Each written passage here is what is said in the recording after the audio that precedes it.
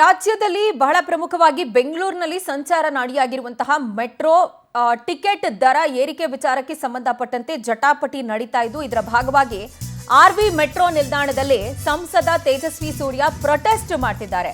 ಕಪ್ಪು T shirt ಧರಿಸಿ ಬಂದಿದ್ದಾರೆ ಸಂಸದ ತೇಜಸ್ವಿ ಸೂರ್ಯ. ಪ್ರಯಾಣಿಕರ ಜೊತೆ ಕೂಡ ಈ ಸಂದರ್ಭ ತೇಜಸ್ವಿ ಸೂರ್ಯ ಮಾತುಕತೆ ನಡೆಸಿದ್ದಾರೆ. ದರ ಏರಿಕೆಯಿಂದ ಎಷ್ಟು ಹೊರೆ ಆಗುತ್ತೆ ಅನ್ನೋದರ ಕುರಿತಾಗಿ ಮೆಟ್ರೋ ಪ್ರಯಾಣಿಕರ ಜೊತೆಯಲ್ಲಿ ಚರ್ಚೆಯನ್ನು ಮಾಡಿದ್ದು ತೇಜಸ್ವಿ ಮುಂದೆ ಲಿಟ್ರಲಿ ಮಹಿಳಾ ಪ್ರಯಾಣಿಕರು ಅಳಲು ತೋಡ್ಕೊಂಡಿದ್ದಾರೆ. ಮನೆಯಿಂದ ಇಲ್ಲಿಗೆ ಬರೋದಕ್ಕೆ ಆಟೋಗೆ 50 ರೂಪಾಯಿ ಇರುತ್ತೆ, ಅದರ ಮೇಲೆ ಮೆಟ್ರೋಗೆ 200 ರೂಪಾಯಿ, ದಿನಕ್ಕೆ 250 ರೂಪಾಯಿ ಮಿನಿಮಮ್ ನಾವು ಖರ್ಚು ಮಾಡಬೇಕು ಅಂತ ಹೇಳಿ ಮಹಿಳೆಯರು ಅಳಲನ್ನ ತೋಡ್ಕೊಂಡಿದ್ದಾರೆ. ಅಫ್ಕೋರ್ಸ್ ಇದೊಂದು ರಿಯಾಲಿಟಿ. ಮನೆಯಿಂದ ಮೆಟ್ರೋ ಸ್ಟೇಷನ್ಗೆ ಬರೋದಕ್ಕೆ ಒಂದು ಕನೆಕ್ಟಿವಿಟಿ ಆಟೋ ಆಗಿರುತ್ತೆ, ಅಲ್ಲಿಗೆ ಹಣವನ್ನು ತೆರಬೇಕು. ಅದರ ಜೊತೆಗೇನೆ ಮೆಟ್ರೋ ರೇಟ್ಗಳು ಇಷ್ಟರ ಮಟ್ಟಿಗೆ ಏರಿಕೆ ಆಗ್ತಾ ಹೋಗುತ್ತೆ ಅಂತ ಹೇಳಿದ್ರೆ ಯಾವ ಕಾರಣಕ್ಕೋಸ್ಕರ ನಾವು ಮೆಟ್ರೋ ಅವಲಂಬಿಸಬೇಕನ್ನುವಂಥ ಪ್ರಶ್ನೆ ಕೂಡ ಹೇಳುತ್ತೆ. ಸಂಸದ ತೇಜಸ್ವಿ ಸೂರ್ಯ ಇದೀಗ ಪ್ರೊಟೆಸ್ಟ್ ಅನ್ನು ಮಾಡ್ತಾ ಇದ್ದು ಅವರೇ ಮಾತಾಡ್ತಾ ಇದ್ದಾರೆ. ಇನ್ಫ್ಯಾಕ್ಟ್ ಆರ್ವಿ ಸ್ಟೇಷನ್ ಮೆಟ್ರೋ ಬಳಿ ಪ್ರಯಾಣಿಕರ ಜೊತೆ ಮಾತನಾಡಿದಂಥ ತೇಜಸ್ವಿ ಸೂರ್ಯ ಮಾತಾಡ್ತಿದ್ದಾರೆ ಮೆಟ್ರೋ ಫೇರ್ ಇನ್ಕ್ರೀಸ್ ಬಗ್ಗೆ ಅಂತ ಹೇಳಿ ಗೊತ್ತಾಗ್ತಾ ಇದೆ. ಏನ್ ಮಾತಾಡ್ತಿದ್ದಾರೆ ನೋಡೋಣ. ಯಾವುದೇ ತರವಾದಂತಹ ಅಧಿಕೃತ ಬಂದಿಲ್ಲ ಲಿಖಿತ ರೂಪದಲ್ಲಿ ಅಂತ ಮುಂದುವರಿಯುತ್ತೆ ಅಂತ ನೋಡಿ. ಇವೆಲ್ಲ ಕುಂಟು ನೆಪಗಳು ಇವ್ರು ಕೊಡ್ತಾ ಇದ್ದಾರೆ. BMRCL ನ ಅಧಿಕಾರಿಗಳು ಕೇಂದ್ರದ ಅರ್ಬನ್ ಡೆವಲಪ್ಮೆಂಟ್ ಸೆಕ್ರೆಟರಿ ಅವ್ರ ಹತ್ರ ಮಾತನಾಡ್ಲಿ, ಮಂತ್ರಿಗಳಿಗೆ ಇವ್ರು ಫೋನ್ ಮಾಡ್ಲಿ. ಏನ್ ನಂಬರ್ ನಮ್ಮೊಬ್ಬರ ಹತ್ರನೇ ಇರೋದಲ್ವಲ್ಲ, ಇವರು ಫೋನ್ ಮಾಡ್ಕೊಂಡು ಕೇಳ್ಕೊಳ್ಳಿ.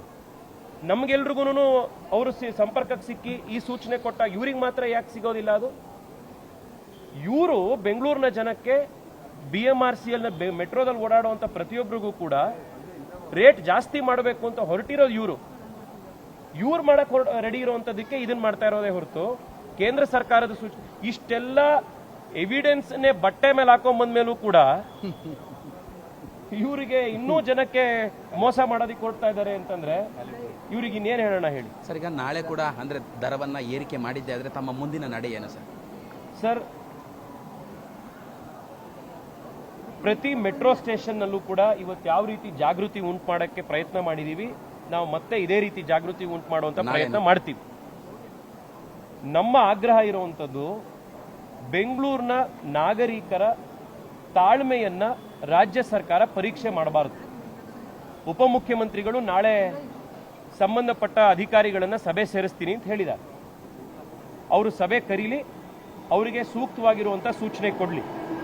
ಈಗ ಒಂದಂತೂ ಸ್ಪಷ್ಟ ಆಗೋಗಿದೆ, ರೇಟ್ ಜಾಸ್ತಿ ಮಾಡಿ ಅಂತ ಕೇಳಿದ್ದು ರಾಜ್ಯ ಸರ್ಕಾರ, ಆನ್ಯುವಲಿ ಫೇರ್ ಜಾಸ್ತಿ ಮಾಡಿ, ವರ್ಷ ಫೇರ್ ಜಾಸ್ತಿ ಮಾಡಿ ಅಂತ ಕೇಳಿದ್ದು ರಾಜ್ಯ ಸರ್ಕಾರ. ಇದು ಸ್ಪಷ್ಟ ಆಗೋಗಿದೆ ಅವ್ರದೇ ಆರ್ಗ್ಯುಮೆಂಟ್ಗಳ ಮುಖಾಂತರ. ಇನ್ನೂ ಒಂದು ಸ್ಪಷ್ಟ ಆಗಿದೆ, ನಾಳೆ ಫೇರ್ ಫಿಕ್ಸೇಷನ್ ಆಗಬಾರದು ಅನ್ನುವಂಥದ್ದಕ್ಕೆ ಕೇಂದ್ರದಿಂದ ಸಚಿವರು ತಿಳಿಸಿದ್ದಾರೆ, ಸೂಕ್ತ ಅಧಿಕಾರಿಗಳೇ ಅನ್ನೋದು ನಾವೆಲ್ಲ ಹೇಳಾಗಿದೆ. ಮುಖ್ಯಮಂತ್ರಿಗಳು ಉಪಮುಖ್ಯಮಂತ್ರಿಗಳು ಅದನ್ನ ಹೇಳಿ, ಅವರ ಅಧಿಕಾರಿಗಳು BMRCL MD ಹೇಳಿ.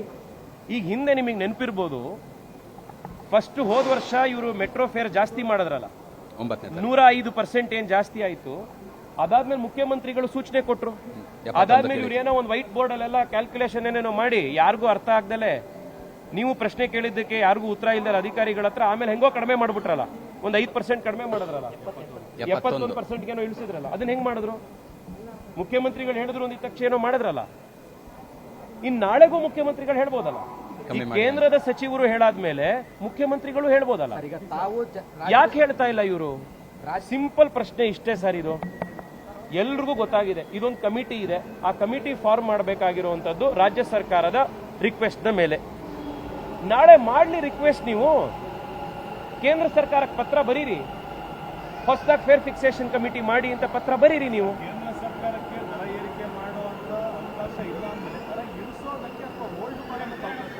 ಸರ್, ಕಾನೂನಿನಲ್ಲಿ ನೀವು ಸ್ಟ್ರಿಕ್ಟ್ಲಿ ಸ್ಪೀಕಿಂಗ್ ಕಾನೂನಲ್ಲಿ ಇಲ್ಲ, ಕ್ಯಾಮರಾ ನೋಡಿ ಸರ್. ಆದ್ರೆ ಪಬ್ಲಿಕ್ ಇಂಟ್ರೆಸ್ಟ್ ನ ಇಂದಾಗಿ ಮಾನ್ಯ ಸಚಿವರು ಅಧಿಕಾರಿಗಳಿಗೆ ಸೂಚನೆ ಕೊಟ್ಟಿದ್ದಾರೆ. ಇದನ್ನ ಕ್ಲಾರಿಫಿಕೇಶನ್ ಮಾಡ್ಕೊಳ್ಳೋವರೆಗೂ ತಾತ್ಕಾಲಿಕವಾಗಿ, ಅದಾದ್ಮೇಲೆ ಇದಕ್ಕೆ ಏನ್ ರಸ್ತೆ ಹುಡುಕ್ಬೋದು ಅನ್ನೋದು ನೋಡೋಣ ಅಂತ.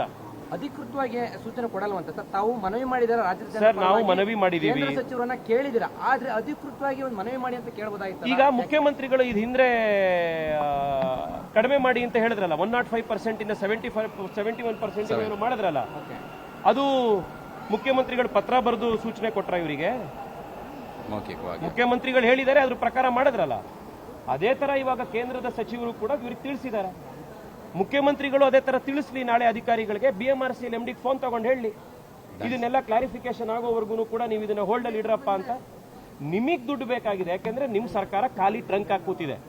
ಅದಕ್ಕೋಸ್ಕರ ನೀವು ಜನರಿಂದ ಪ್ರತಿ ದಿವಸ 5% 10% ಅಂತ ಎಲ್ಲದನ್ನು ಏರಿಸ್ತಾ ಕೂತಿದ್ದೀರಾ.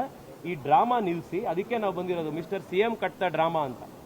ಡ್ರಾಮಾ ನಿಲ್ಸಿ, ಜನಕ್ಕೆ ಬೇಕಾಗುವಂತ ಮೆಟ್ರೋ ದರವನ್ನ ಇಳಿಸುವಂತ ಕೆಲಸಕ್ಕೆ ಆಗ್ರಹ ಮಾಡಿ ಇದಕ್ಕೆ ಒಂದು ಲಾಜಿಕಲ್ ಎಂಡ್ ತಗೊಂಬನ್ನಿ. ದರ ಏರಿಕೆ ಹೋರಾಟ ಎಲ್ಲಾದ್ರೂ ತಡವಾಗಿ ಮಾಡಿದ್ರ ಅಂತ ತಾವು? ಯಾಕೆ ರಾಜ್ಯ ಸರ್ಕಾರ ಒಂದು ವರ್ಷದಿಂದ ಮಾಡ್ತಾನೆ ಇದೀವಲ್ಲ. ಫಿಕ್ಸೇಷನ್ ಕಮಿಟಿ ಪ್ರಪೋಸಲ್ ಇಟ್ಟಾಗ ಗೊತ್ತಾಗ್ಲಿಲ್ಲ.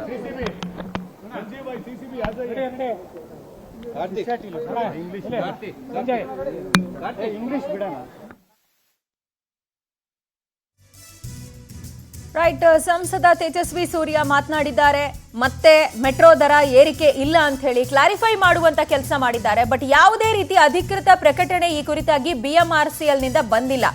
ಸೋಮವಾರದಿಂದ ಅಪ್ಲಿಕೇಬಲ್ ಅನ್ನೋ ಹಾಗೆ 5% ದರವನ್ನ BMRCL ಹೆಚ್ಚಳ ಮಾಡಿದೆ. ಬಟ್ ದರ ಏರಿಕೆ ಆಗಲ್ಲ ಅಂತ ತೇಜಸ್ವಿ ಸೂರ್ಯ ಹೇಳ್ತಾ ಇದ್ದಾರೆ. ಒಟ್ಟಾರೆ ಈ ಎರಡೂ ಕಡೆಯ ಜಟಾಪಟಿಯಿಂದ ಸಂಕಷ್ಟಕ್ಕೆ ಸಿಲುಕ್ತಾ ಇರೋದು ಅಥವಾ ಕನ್ಫ್ಯೂಸ್ಡ್ ಸ್ಟೇಟ್ ಅಲ್ಲಿ ಇರೋದು ಮಾತ್ರ ನಮ್ಮ ಮೆಟ್ರೋ ಪ್ರಯಾಣಿಕರು. 3 ದಿನಗಳ ಹಿಂದೆ ದರ ಪರಿಷ್ಕರಣೆ ಕುರಿತಾಗಿ BMRCL ಮಾತನಾಡಿತ್ತು. ಆ್ಯಂಡ್ ಅದನ್ನು ಕಂಟಿನ್ಯೂ ಮಾಡ್ತೀವಿ, ಸೋಮವಾರಕ್ಕೆ ಅಪ್ಲಿಕೈಬಲ್ ಅನ್ನೋ ಹಂಗೆ ಇಂಪ್ಲಿಮೆಂಟ್ ಕೂಡ ಮಾಡ್ತೀವಿ ಅಂತ BMRCL ಹೇಳ್ತಾ ಇರೋದು. ಬಟ್ ಈ ತನಕ ಕೇಂದ್ರದ ಸಚಿವರ ಜೊತೆಯಲ್ಲಿ ಮಾತನಾಡಿದ ಬಳಿಕ ಯಾವುದೇ ರೀತಿಯಾದಂಥ ಸೂಚನೆ BMRCLಗೆ ಬಂದಿಲ್ಲ. ಇನ್ಫ್ಯಾಕ್ಟ್ ಯಾವುದೇ ಒಂದು ಸರ್ಕಾರಿ ಸಂಸ್ಥೆ ಆಗಿರ್ಬೋದು ಅಥವಾ ಸರ್ಕಾರಿ ಸ್ವಾಮ್ಯಕ್ಕೆ ಬರುವಂತ ಯಾವುದೇ ಸಂಸ್ಥೆ ಆಗಿರ್ಬೋದು, ಅವರೆಲ್ಲ ಕೆಲಸ ಮಾಡೋದು ಆರ್ಡರ್ಸ್ ಮೇಲೆ. ಬಟ್ ಮೌಖಿಕವಾಗಿ ಆರ್ಡರ್ ಪಾಸ್ ಮಾಡಿದೀವಿ ಅನ್ನುವಂಥ ಮಾತನ್ನ ಸಂಸದರು ಹೇಳ್ತಾ ಇದ್ದಾರೆ. ಈ ಬಗ್ಗೆ ಡೀಟೇಲ್ಸ್ ಕೊಡೋದಕ್ಕೆ ನಮ್ಮ ಪ್ರತಿನಿಧಿ ಸುಷ್ಮಿತಾ ನಮ್ಮೊಂದಿಗೆ ದೂರವಾಣಿ ಸಂಪರ್ಕಕ್ಕೆ ಸಿಗ್ತಿದ್ದಾರೆ. ನನ್ನ ಕಲೀಗ್ ಸುಷ್ಮಿತಾ, ಮೋಸ್ಟ್ ಇಂಪಾರ್ಟೆಂಟ್ಲಿ BMRCLಗೆ ಯಾವುದೇ ಸೂಚನೆ ಬಂದಿಲ್ಲ ಅಂತ ಹೇಳ್ತಿದ್ದಾರೆ. ಆ್ಯಂಡ್ ಸಂಸದರು ಕೂಡ ಮೌಖಿಕ ಸೂಚನೆ ಮೇಲೆನೆ ಕೆಲಸ ಮಾಡಬೇಕು ಅನ್ನೋ ರೀತಿಯಲ್ಲಿ ಮಾತಾಡ್ತಿದ್ದಾರೆ. ಏನೆಲ್ಲ ಹೇಳಿದ್ರು ತೇಜಸ್ವಿ ಸೂರ್ಯ ಅವರೀಗ?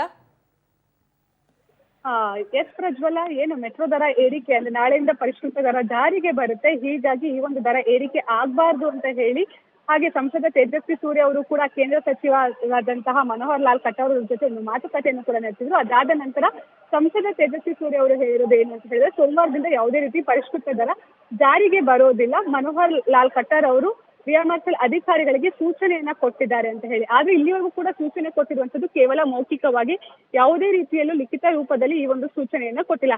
ಹೀಗಾಗಿ ನಾಳೆ ಮೆಟ್ರೋ ದರ ಬದಲಾಗುತ್ತಾ ಇಲ್ವಾ ಅನ್ನೋದು ಇವಾಗ ದೊಡ್ಡ ಪ್ರಶ್ನೆ ಆಗಿರುವಂತದ್ದು. ಹಾಗೆ ಈ ಒಂದು ಮೆಟ್ರೋ ದರ ಏರಿಕೆಯನ್ನ ಮಾಡಿರುವಂತದ್ದು ರಾಜ್ಯ ಸರ್ಕಾರ, ಯಾವುದೇ ರೀತಿ ಕೇಂದ್ರ ಸರ್ಕಾರದ ಪಾಲ್ ಇದರಲ್ಲಿ ಇಲ್ಲ ಅಂತ ಹೇಳಿ ಇವಾಗ ತೇಜಸ್ವಿ ಸೂರ್ಯ ಅವರು RV ರೋಡ್ ಮೆಟ್ರೋ ಸ್ಟೇಷನ್ ನಲ್ಲಿ ಎಲ್ಲ ಪ್ರಯಾಣಿಕರು ಕೂಡ ಮನದಟ್ಟನ್ನ ಮಾಡ್ತಾ ಇರುವಂತದ್ದು. ವಿಶೇಷವಾಗಿ ಈ ಒಂದು ಪ್ರತಿಭಟನೆಯನ್ನ ಮಾಡಿರುವಂತದ್ದು ಏನು ಅಂತ ಹೇಳಿದ್ರೆ, ಒಂದು ಬ್ಲಾಕ್ ಕಲರ್ ಟಿ ಶರ್ಟ್ ಅನ್ನ ಹಾಕೊಂಡು ಬಂದು ಆ ಒಂದು ಬ್ಲಾಕ್ ಕಲರ್ ಟಿ ಶರ್ಟ್ ಅಲ್ಲಿ ಮಿಸ್ಟರ್ CM ಸ್ಟಾಪ್ ಡ್ರಾಮಾ ಅನ್ನುವಂತಹ ಒಂದು ಹ್ಯಾಶ್ ಟ್ಯಾಗ್ ನಲ್ಲಿ ಸಂಪೂರ್ಣವಾಗಿ ಅಂದ್ರೆ ಯಾವೊಂದು ಉದ್ದೇಶದಿಂದ ಈ ಒಂದು ದರ ಏರಿಕೆಯನ್ನ ಮಾಡ್ತಾ ಇದ್ದಾರೆ ಅಂತ ಹೇಳಿ ಎಲ್ಲರಿಗೂ ಕೂಡ ಮಾಹಿತಿಯನ್ನ ಕೊಡ್ತಾ ಇರುವಂತದ್ದು. ಪ್ರಮುಖವಾಗಿ ಶ್ಯಾಡೋ ಕ್ಯಾಶ್ ಸಪೋರ್ಟ್ ಅಂತ ಹೇಳಿದ್ರೆ, ಈ ಹಿಂದೆ ಮೆಟ್ರೋ ಸಾಲವನ್ನ ತೆಗೆದುಕೊಂಡಿತ್ತು, ಆ ಒಂದು ಸಾಲವನ್ನ ಬಡ್ಡಿ ರೂಪದಲ್ಲಿ ತೀರಿಸಲಿಕ್ಕೆ ರಾಜ್ಯ ಸರ್ಕಾರಗಳು ಹಣವನ್ನ ನೀಡ್ತಾ ಇದ್ವು. ಆದ್ರೆ ಇವಾಗ ಗ್ಯಾರಂಟಿ ಬಂದ ನಂತರ ಗ್ಯಾರಂಟಿಯನ್ನ ನೀಡೋದ್ರಲ್ಲಿ ರಾಜ್ಯ ಸರ್ಕಾರ ತನ್ನ ಬೊಕ್ಕಸವನ್ನೆಲ್ಲ ಖಾಲಿ ಮಾಡ್ಕೊಂಡಿದೆ. ಹೀಗಾಗಿ ಶ್ಯಾಡೋ ಕ್ಯಾಶ್ ಸಪೋರ್ಟ್ ಅನ್ನ BMRCLಗೆ ಕೊಡಕ್ ಆಗ್ತಾ ಇಲ್ಲ. ಸೊ ಈ ಒಂದು ಉದ್ದೇಶದಿಂದಾಗಿ ಈ ಒಂದು ದರವನ್ನ ಏರಿಕೆ ಮಾಡಿದ್ದಾರೆ. ಜೊತೆಗೆ ಪ್ರತಿ ವರ್ಷವೂ ಕೂಡ ಈ ಒಂದು ದರವನ್ನ ಏರಿಕೆ ಮಾಡ್ಲಿಕ್ಕೆ ಸಮಿತಿಗೂ ಕೂಡ ಸೂಚನೆಯನ್ನ ಕೊಟ್ಟಿರೋದ್ರಿಂದಾಗಿ ಸಮಿತಿ ದರ ಏರಿಕೆ ಮಾಡಿದೆ ಅನ್ನುವಂತ